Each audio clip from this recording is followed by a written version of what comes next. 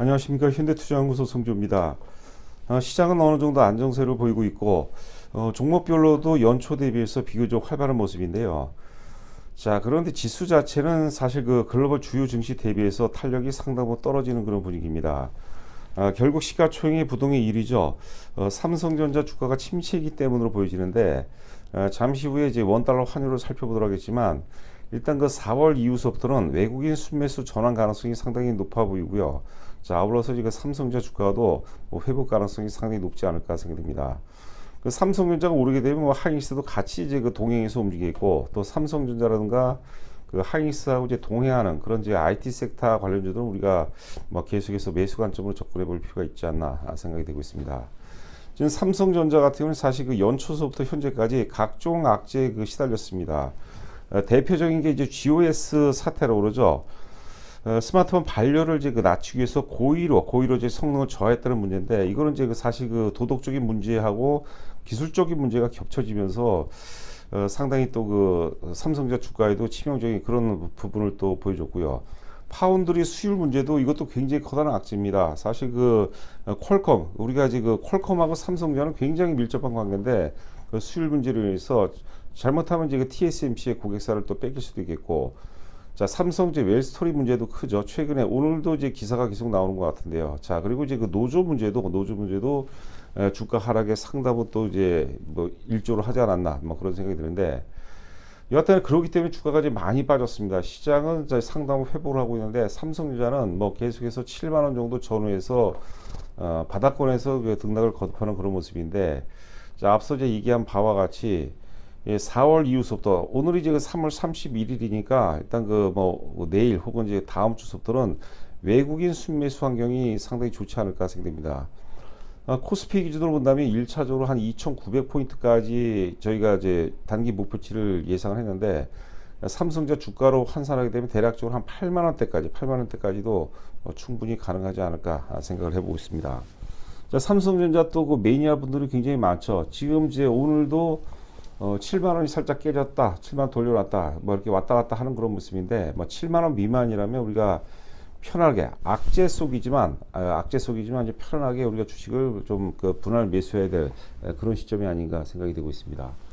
그 삼성전자보다 다소 좀 공격성을 유효한다면 이제 그 하이닉스, SK 하이닉스가 좋겠고, 또 SK 하이닉스보다 조금 더 이제 공격적인 그런 성향을 추구하는 분이라면 이제 삼성전자라든가 하이닉스와 이제 같이 동행하는, 그것도 이제 그 많이 오른 종목, 사실 그 많이 오른 종목이 많지는 않겠지만 일단 그 바닥권에서 실적이 터 놀아오면 되는 거, 그런 종목들은 우리가 계속해서 관심을 가져야 되지 않을까 생각이 되고, 삼성전자가 이제 완연하게 7만 원대를 이제 벗어나면은 삼성전자 하이닉스하고 이제 상승을 함께하는 그런 또 중소형 IT 섹터, 그쪽도 한번 또 방송을 통해서 여러분들께 소개를 해보도록 하겠습니다.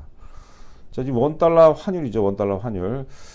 자, 지금 이제 오늘 또 방송을 처음 보시는 분을 위해서 간략하게 안내 말씀드리면은, 지난 그 2020년이죠. 2020년 3월 달에 3월 20일 날 달러당 원화하늘이 이제 그 1296원까지 갔습니다. 그때가 이제 그 코로나 최악의 구간이었죠. 그러니까 원화가 급격하게 이제 절하되면서 달러당 1296원까지 이제 폭락이죠. 폭락을 보였다가 이제 전체적인 시장 강세와 함께 달러당 1080원까지 원화가 절상되면서 우리가 그 강세 랠리가 전개가 됐죠. 자, 그리고 이제 그 2021년 1월 8일, 그게 어찌 보면 삼성전자 상투가 1월 11일이었거든요. 그러니까 원달러 환율하고 삼성전자하고 굉장히 그 밀접한 그런 상관관계가 있다 보시면 될 것 같아요. 그 이후로 시장도 전반적으로 약세 기조였는데, 당연히 그 달러당 원화 환율은 계속해서 또 역시 환율 상승이죠. 원화가 절하가 되면서 최근에 보시면 이제 그 3월 첫째 주하고 둘째 주에 오버슈팅이 나왔어요. 장대 양봉이 두 개 나왔죠. 원화가 급격하게 절하된 거죠. 요거는 뭐냐면 여러분들 다 아시다시피 우크라이나 사태가 이제 그 절정기에 이제 접어들었던 시점이죠. 그래서 결국 이제 그 달러당 1244.4원까지 원화가 약세였거든요. 원화가 이제 고점을 찍었거든요. 자, 그리고 이제 우리가 육안으로 보더라도 다시 원화가 이제 강세로 접어들었고, 어제도 제가 이제 그런 말씀 드렸는데, 어제 이제 하이브를 말씀드리면서 그런 말씀 드렸는데, 이제 조만간에 이제 지금 우크라이나 사태로 해서 이제 오버슈팅이 나왔고, 그 다음에 이제 워낙 지금 달러당 원화 환율이 이제 저평가된 그런 상태이기 때문에 이제는 그 외국인들이 또 워낙 많이 팔 만큼 팔았죠. 외국인들이 이제 순매수, 우리나라 시장은 이제 순매수할 그런 환경이래요, 환경. 자, 그러면 이제 1순위가 당연히 그 삼성전자죠.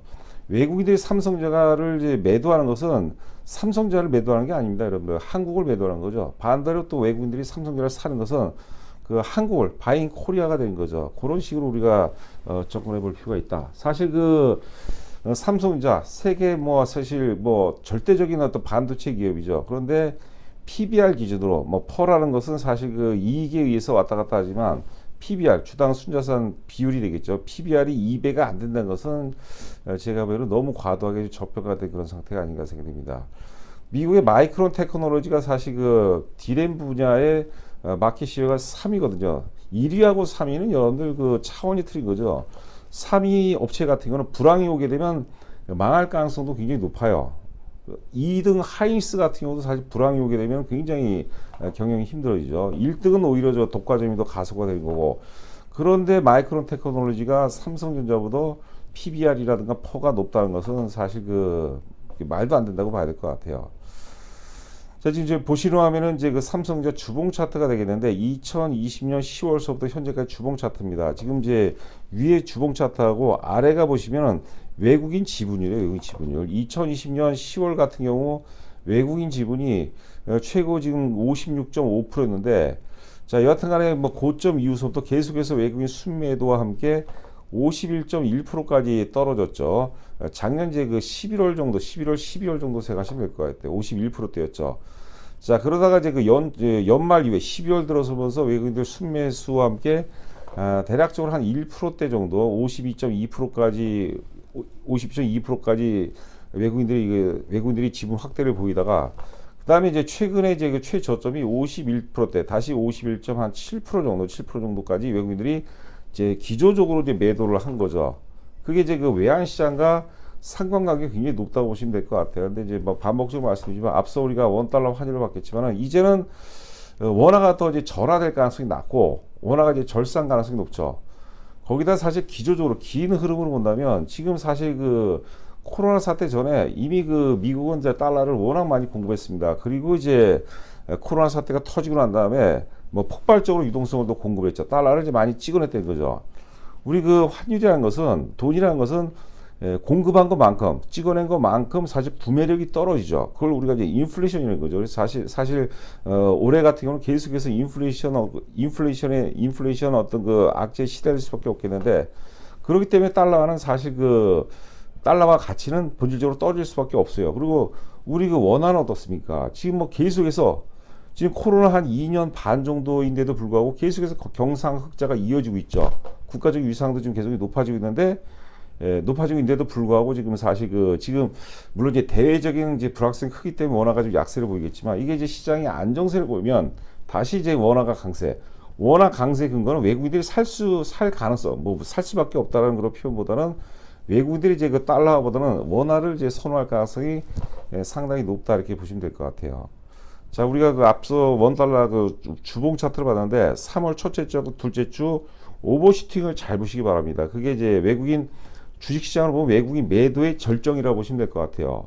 이 보니까 오늘 같은 경우도 자, 현재 시간이 지금 이제 1시 19분을 통과하고 있는데 외국인들이 코스피 시장에서 대략 한 1380억 정도로 순매수하고 있거든요. 자, 이런 것들도 좋은 어떤 그 시그널이 아닌가 생각이 되고 있습니다. 자, 지금 보시로 하면은 이제 하나투자증권 그 3월 31일자 이제 보고서가 되겠는데 재미있는 게 뭐냐면 기존의 그 올해 예상 영업이익을 대체적으로 이제 50억대 후반에서 대체적으로는 다 60억 정도로 이제 전망하고 있는 것 같은데 자, 하나투자증권에서는 올해 예상 영업이익을 70조를 좀 예상하고 있습니다. 참고로 이제 그 삼성전자의 영업이익이 최대치가 뭐냐면 2018년도 58조. 자, 올해 만약에 60조를 넘어간다 하더라도 이제 사상 최고가 되겠고, 만약에 70조 정도라면 주가는 사실, 역사의 고점 돌파를 못한다 하더라도, 뭐 10만원 정도 부분까지는 뭐, 역사적 고점대가 96,800원이었나요? 다시 한번 제가 한번 보도록 하겠습니다. 갑자기 기억이 안 나네요.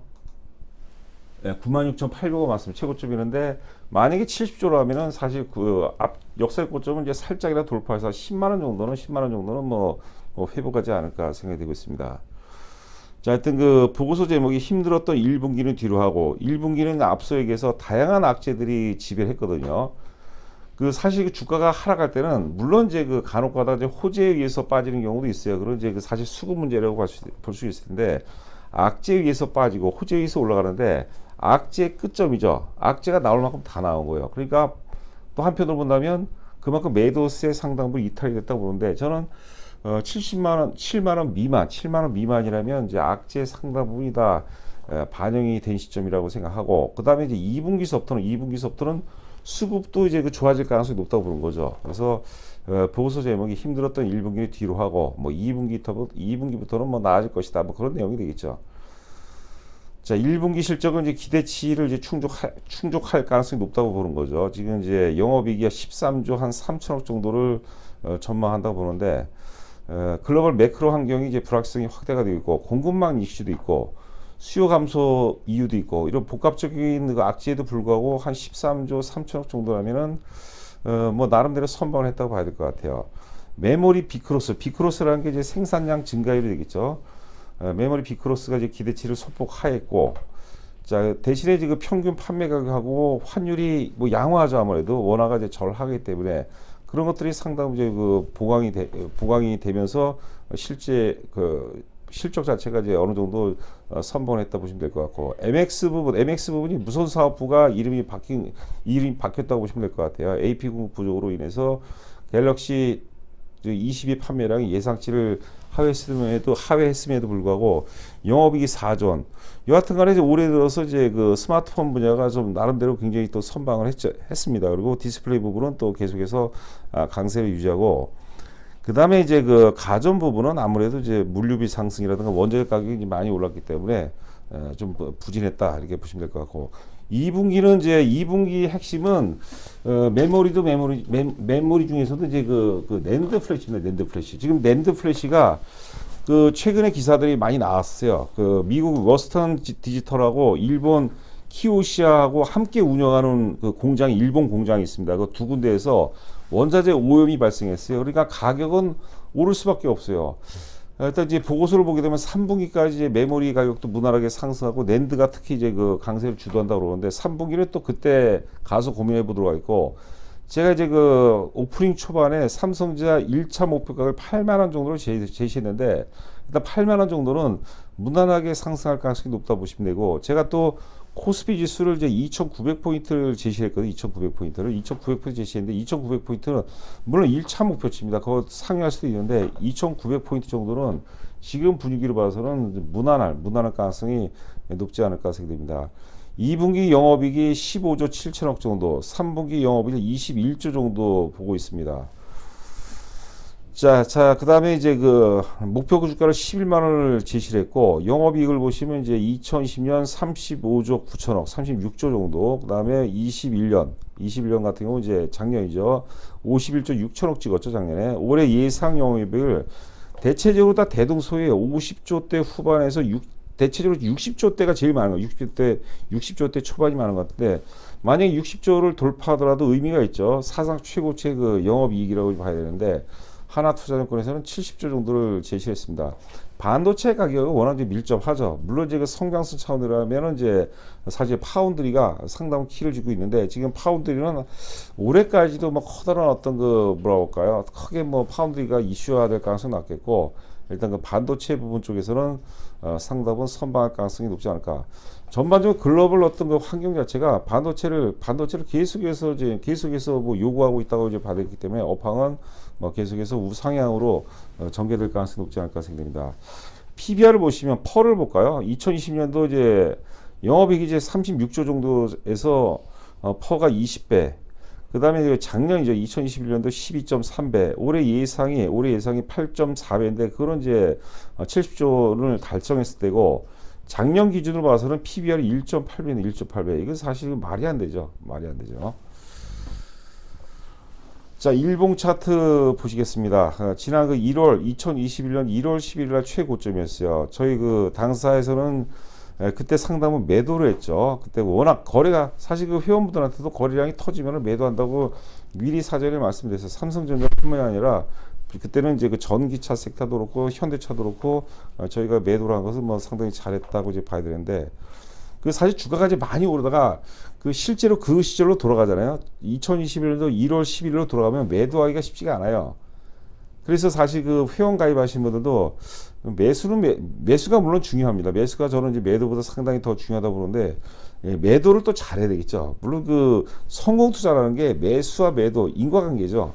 하여튼 그 매도는 어렵지가 않아요, 여러분들. 매도는 이제 대중들이 흥분하고 대중들 혹은 시장이 흥분할 때 그때 그리고 거래가 터질 때 그때 팔면은 거의 제가 보기에는 한 80% 정도는 거의 맞출 수 있지 않나. 이러고도 올라가는 경우가 있는데 확률적으로 굉장히 작다는 얘기죠. 확률적으로 20%도 안 된다고 이제 보시면 될 것 같습니다. 그러니까 주가를 이제 좋은 주식을 쌀 때 바닥에 사서 많이 오른 다음에 거래가 크게 터질 때 그때 팔면은 뭐 더 올라간다 하더라도 그게 제가 보기에는 좀 최선의 방법이 아닌가 생각이 되고 있습니다. 자, 그리고 이제 역사적 이 차트만 봐서는 역사적 최저 이 차트 내에서 최저점이 68,300원이거든요. 그러니까 지금 이제 현재가가 69,800원 정도, 69,800원 정도 하고 있는데 이 정도라면 뭐 거의 뭐 최저점 수준이 아닌가 그런 생각을 해보고 화살표 표시를 해놨죠. 일단 뭐 이유 같은 간에 8만 원대 매물이 굉장히 많아요. 8만 원대. 그래서 하여튼 그 요번에 매수를 한다면 8만 원 정도를 목표로 하고 사는 게 뭐 좋지 않을까 생각되고 나는 삼성전자는 또 죽어도 또 안 사시는 분들이 있어요. 하이닉스도 굉장히 좋습니다. 하이닉스도 12만 원 미만에서는 굉장히 경쟁력이 있는 그런 가격대. 한 방에 사기보다는 뭐 좀 나눠서 사야 되는 게 이런 것들 계속 빠질 때마다 계속해서 나눠서 사는 게 좋지 않을까 생각되고 삼성전자도 그렇고 하이닉스도 그렇고 특히 이제 삼성전자 기준으로 완연하게 거래 수반과 함께 이제 거래 수반과 함께 상승이 이어지고 눌림목이 들어오면은 삼성전자 하이닉스와 상승 흐름을 함께하는 그런 중소형 IT 섹터에 대해서도 우리가 방송을 통해서 여러분들께 소개를 해드리도록 하겠습니다. 저희 현대투자 회원 모집 관련해서 자세하게 안내가 되어 있으니까요. 확인해 보시고 입금하시고 반드시 입금자 성명을 휴대폰으로 보내주시면 제가 이제 자세하게 설명을 해드리도록 하겠습니다. 자, 남은 시간도 건승하시기 바랍니다. 감사합니다.